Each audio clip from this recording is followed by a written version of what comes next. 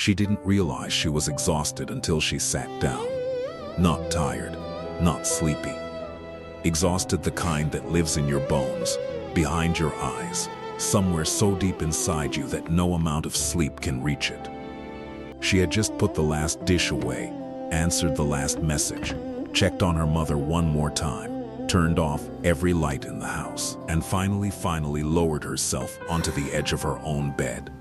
And the silence hit her like something she hadn't heard in years.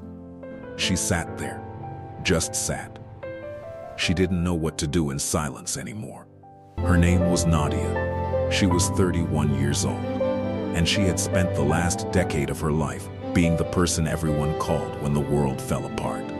She was the one who showed up, always, without being asked, sometimes even before anyone knew they needed her. She was the friend who drove an hour at midnight when someone was crying. She was the daughter who quietly paid the bills so her mother wouldn't worry.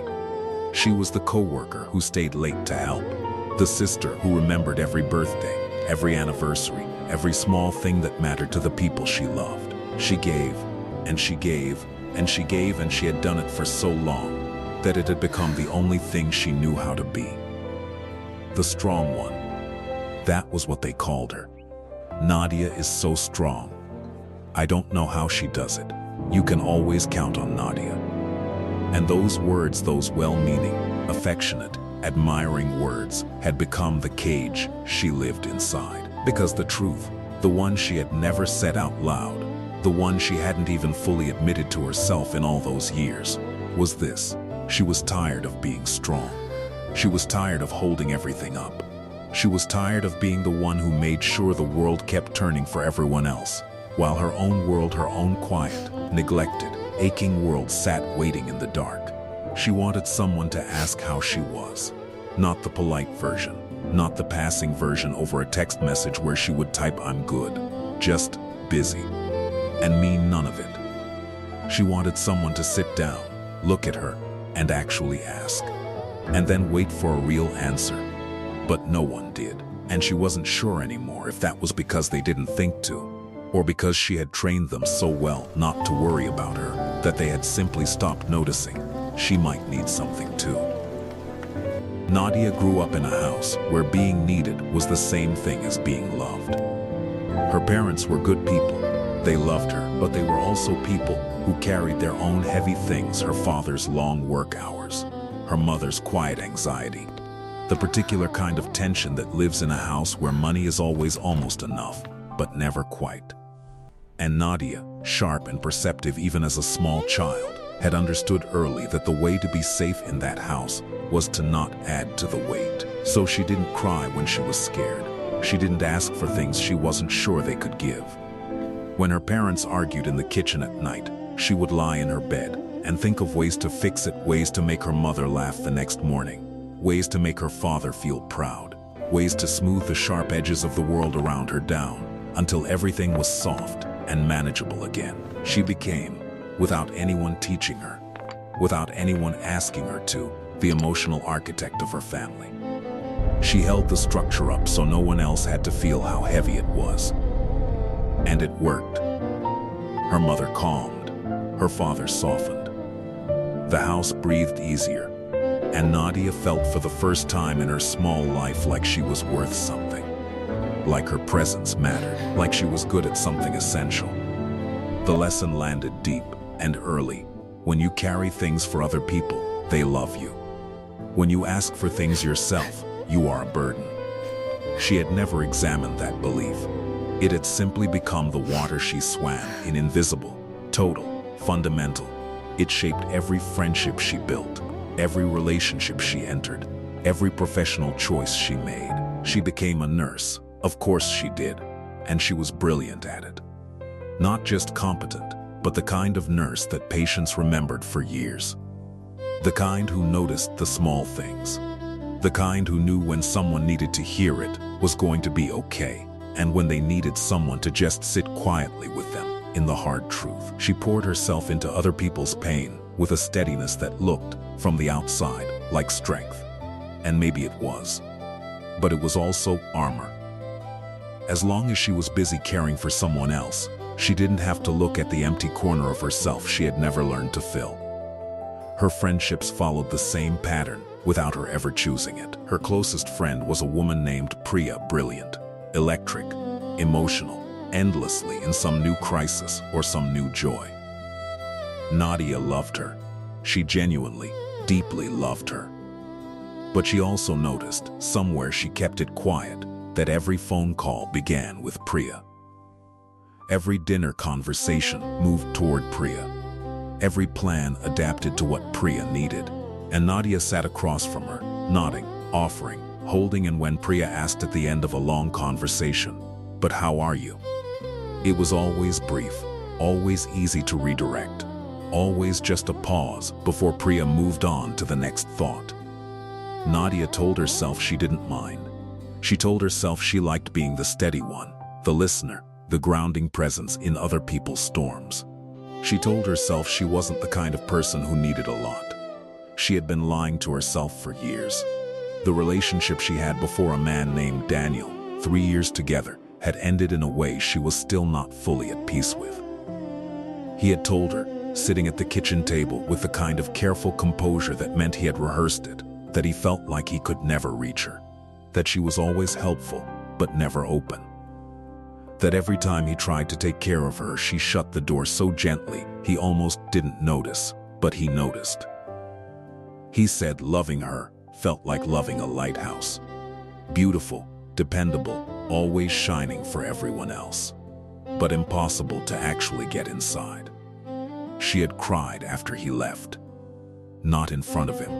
She waited until she heard his car pull away, and then she sat on the kitchen floor and cried until she couldn't breathe. And then she got up, washed her face, called Priya, listened to Priya's anger on her behalf, said "I'm okay really," and was back at work the next morning looking like nothing had happened. She didn't let it break her. She didn't let anything break her. That was the whole point. That was the whole problem. The evening she sat on the edge of her bed, the evening that would eventually become the beginning of something different, had started like every other evening. She had worked a 10-hour shift.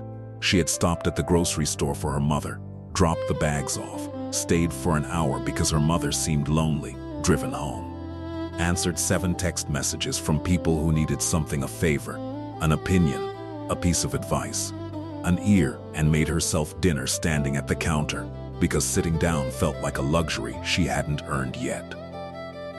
And then she put the last dish away, turned off the lights, and sat on the edge of her bed, and the silence asked her a question she hadn't been able to answer.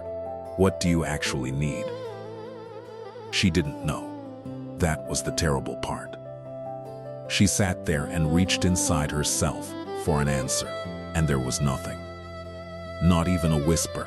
The part of her that knew how to want things, how to need things, how to ask for things, that part had gone so quiet from years of disuse that she couldn't hear it anymore. She started crying. Not dramatically, she didn't have the energy for drama. She just cried slowly, the way you cry when you're not even sure what you're crying about, but your body has decided it's time.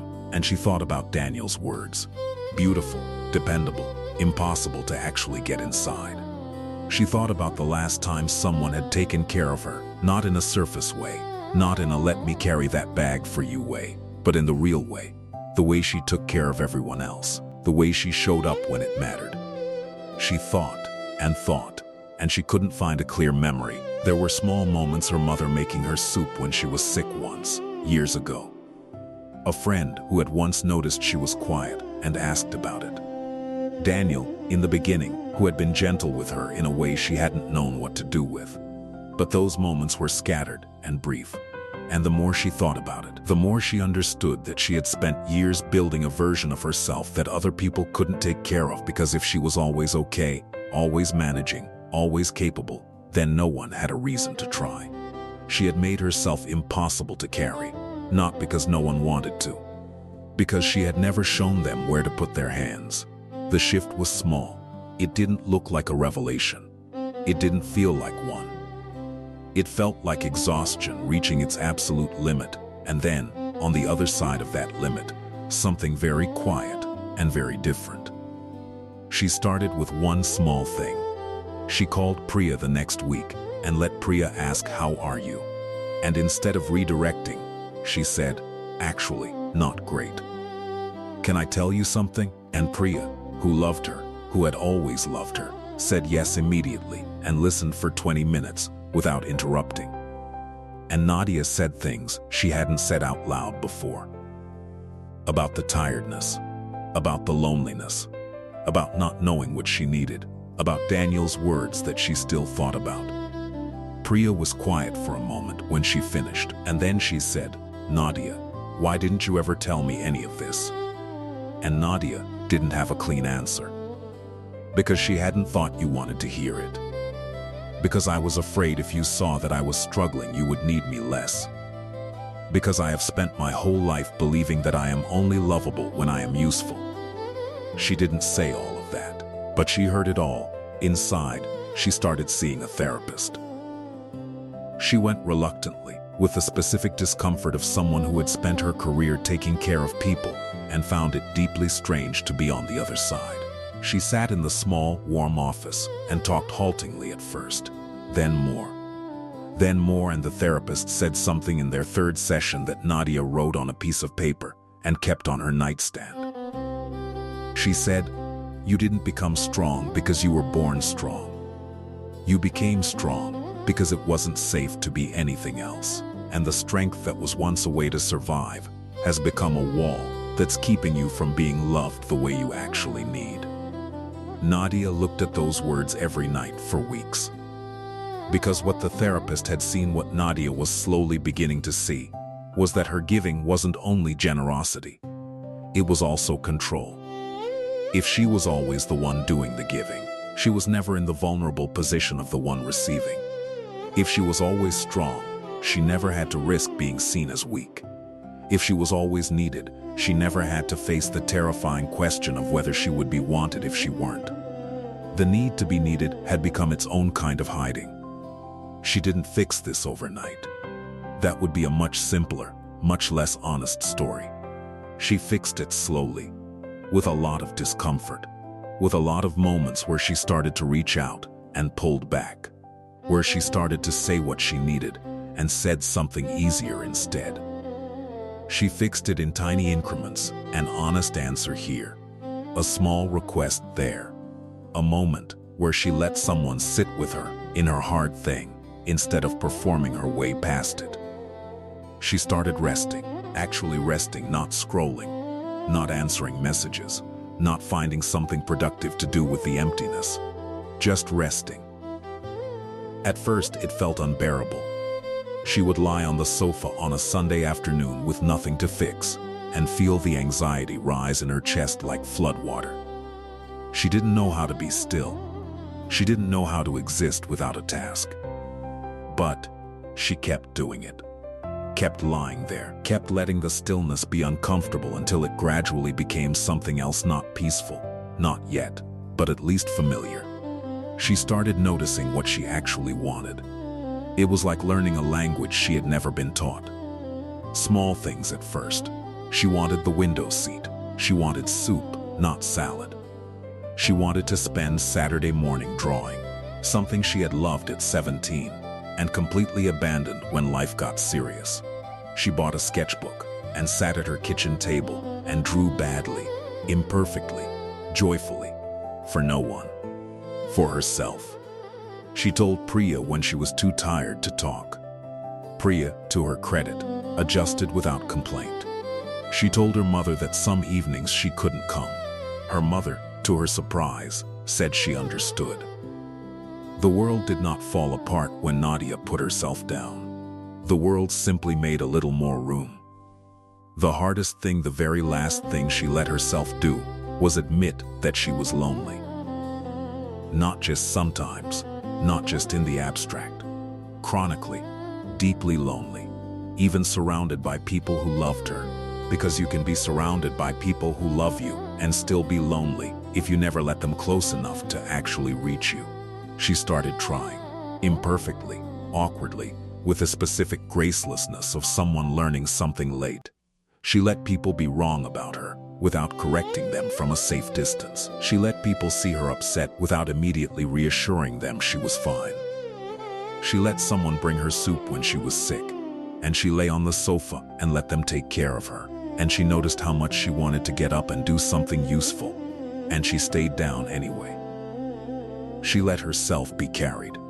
It felt terrifying. It felt like standing at the edge of something, with no way to know how deep it was. And then, slowly, it felt like relief. Not perfect, not fixed, but real. The specific relief of a person who has been holding their breath for 10 years and has finally exhaled. There is something in Nadia's story that is true for so many women, something that might feel true for you too, even if your name is different, even if your circumstances look nothing like hers. Maybe you are the one people call. Maybe you are the one who holds things together, who shows up, who manages, who makes sure everything is fine, and you are very good at it. And you are also so tired in a way you can barely admit to yourself. Maybe you too have gotten so good at being strong that you have forgotten what it feels like to need something. Maybe you too have a voice inside you that gets quieter and quieter because you never feed it, never answer it, never turn toward it and say, "I hear you. What do you need?" There is a pattern that lives in many women who give too much, and it is this: somewhere early in life, they learned that their value was in their usefulness, that love was something you earned by showing up for others, not something you were simply given because you existed. That needing things, real things, vulnerable things, made you a burden. And so they became very skilled at not needing. They became the helpers, the holders, the caregivers, the strong ones, and those roles brought them genuine purpose, real love, true connection, but they also cost something enormous. They cost them the ability to receive. And here is the first thing to hold: giving without receiving is not strength. It is a slow kind of starvation. You can love people generously and also know what you need. Those two things are not in conflict.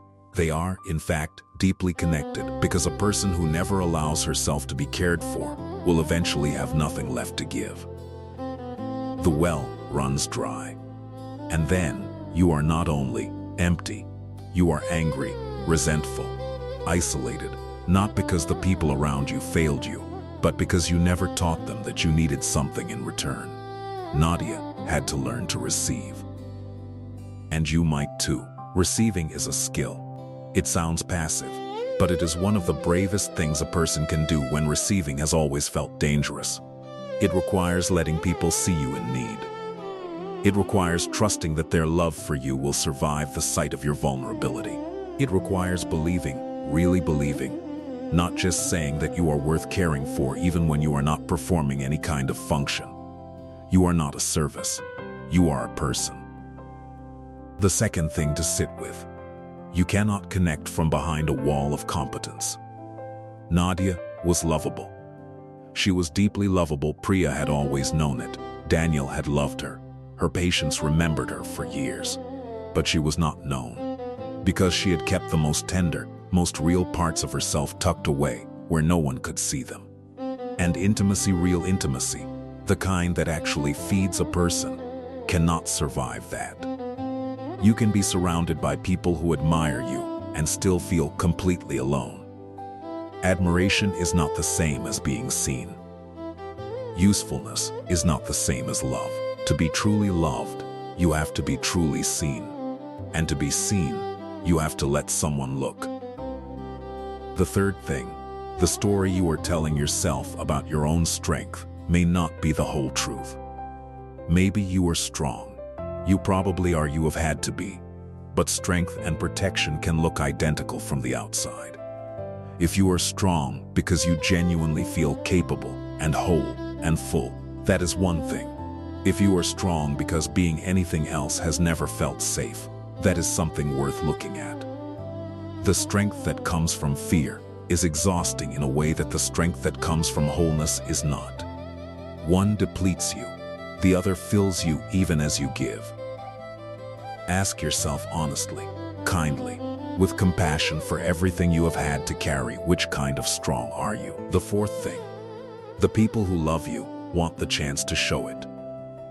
You may have decided, without realizing it, that asking for help would damage something, that it would change how they see you, make you less in their eyes, shift the balance of things in a way you couldn't recover from. But consider Priya, who said, "Why didn't you ever tell me?"